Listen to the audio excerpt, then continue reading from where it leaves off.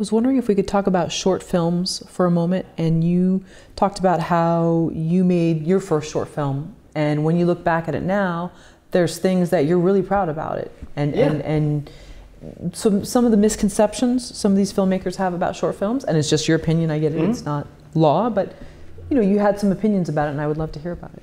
Yeah, I mean, like, I understand that, like, a lot of people, are very sort of, like, anti-short films, that they want to, I hear these people saying, like, no one cares about short films and all that. And, like, I mean, there's an Academy Award for short films. I mean, like, obviously some people care about them. But, like, I get what they're saying, that feature films, I mean, like, that makes sense. I mean, I was making shorts for years and none of them were going anywhere. Then boom, I make a feature, and then again, it's like, it gets a lot of exposure and all that stuff. So I understand that, but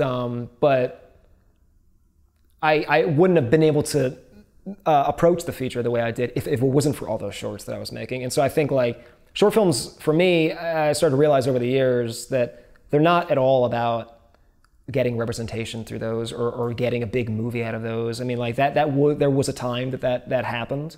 I still am shocked when people make, like, one 5-minute short that goes viral and they get, like, a $20 million movie. Like, I just don't really understand that at all. I think you really need to earn your stripes a little bit. Yeah,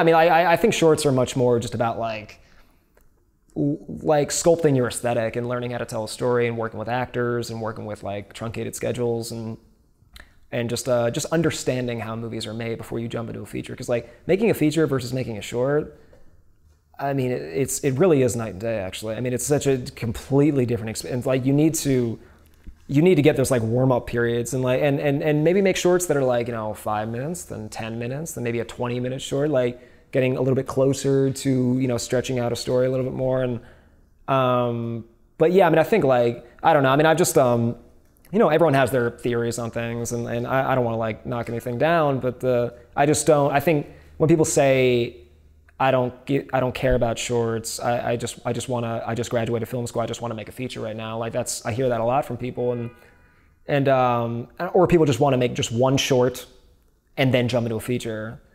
And, like, I feel like, I remember, like, Rian Johnson said something, who did, like, the newest Star Wars movie, and he was, like, saying, make, like, 30 short films if you can. Like, make as many mistakes as possible, because that's probably the biggest thing. Like, because I think making movies is always, like, just sort of like success training. Experiment, mess up a lot, just and always go for, like, the more, like, ambitious projects. Always try to, like, approach something that's hard. And I think a lot of people get so cautious about I think they're so afraid of failure.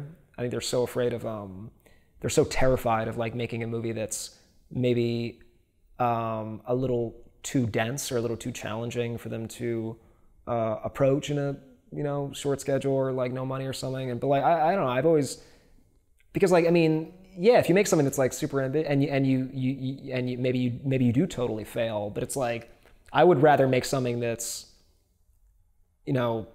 ambitious and it challenged me so much and trained me for, like, the next movies, and perhaps maybe, like, fail at it, than make something that's so, like, just two people talking to each other and just such a kind of an easy movie just because it's more economically realistic, maybe. But I don't think that's gonna, like, train you. Like, I think they can train you on a somewhat of a level, but I think I think if you can do something really ambitious in a very short schedule on a very tight budget, like someone like Robert Rodriguez, or, like, John Carpenter, like, I mean, or Edgar Wright even. I mean, like, those are like the guys that I, like, look up to. That, like, they're kind of I mean, I understand, like, Robert Rodriguez and John Carpenter score their own music and do a lot of their own stuff, but it's like, but their mentality about always going for, like, the more ambitious project and just creating a bunch. Because, I mean, John Carpenter made so many short films before he made, like, Dark Star, and then Robert Rodriguez made so many short films before he made El Mariachi, and I just think, like, short films are very important to do, because I think if you completely neglect them, you're just, like, I almost think it's sort of like, I don't know, I think it's somewhat disrespectful, I think, to like, movie making, because, like, what makes you think you're so good to just jump into a feature right away? It's like, I mean, Scorsese made so many shorts even before, like, Who's That Knocking on My Door? I mean, like, So I mean, I'm a very much like pro short films, and then make as many as possible, and just really just screw up as much as possible, like make as many mistakes as possible, you know, because one day you might make that movie where everything just clicks, and like, but you're not gonna be able to make that movie until you make those previous movies that you learn from all those mistakes, and that's like, yeah, I just don't overthink things, just keep creating, keep making stuff, you know.